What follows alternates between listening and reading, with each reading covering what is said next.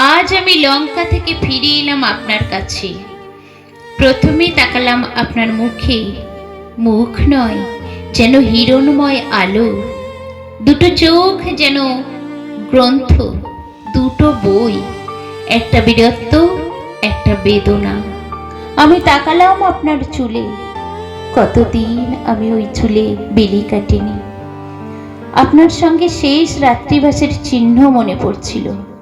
সেদিন আকাশে চাঁদ আর পৃথিবীতে আপনি।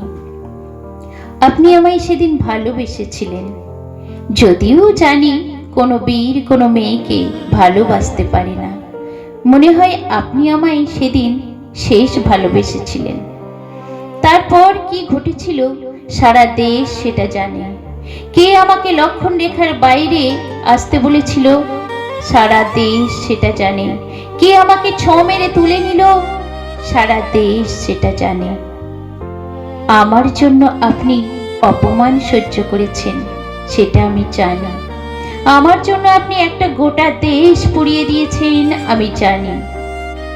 আজ আমি লঙ্কা থেকে ফিরে এলাম আপনার কাছে। আপনি আমার স্বামী, আপনি আমার রক্ষক, আপনি আমার ভালোবাসা। আপনি আমার কুঞ্চিত কেশ, সেখানে চিরুনি পড়েনি কতদিন। আমার তপ্ত কাঞ্চন ত্বক, সেখানে হলুদ লাগেনি কতদিন। আমার ঠোঁট শুকিয়ে গেছে, সেখানে বহুদিন কোনো ভালোবাসা নেই। অশোক বনের বাতাস লেগে লেগে দুটো ঠোঁট যেন একই ঋতুর দুটো মাস, একটা জ্যৈষ্ঠ, একটা বৈশাখ। আমি আপনার কাছে ফিরে এলাম স্বামী, আপনি আমায় গ্রহণ করুন। কিন্তু আপনি কি বললেন? সীতা, তুমি দিব্যরূপা, তোমার রূপ দেখে ও লোকটা তোমাকে হাতে পেয়ে নিশ্চয়ই অধিককাল ধৈর্য ধরেনি। তুমি পরপুরুষের অঙ্কে নিপীড়িত হয়েছ। আমি যদি তোমাকে গ্রহণ করি, কি বলবো আমার প্রজাদের? হে রাম, আমি সীতা। আমি শুধু আপনার বউ নই, আমি অগ্নি। আপনি শুনে রাখুন, অগ্নি কখনো অগ্নিকে দগ্ধ করতে পারে না। আমি শুধু এক নই, আমি বহু।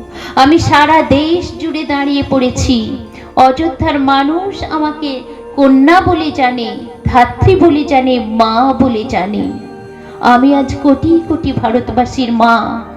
আমি আজ কোটি কোটি দুঃখী বাবার মেয়ে। এবার আপনি আমায় বলুন যে আপনি সন্দেহের বশে আমাকে পদত্যাগ করেছিলেন। রাবণ আমাকে স্পর্শ করেছিল বলে সেই আপনি, সেই আপনারা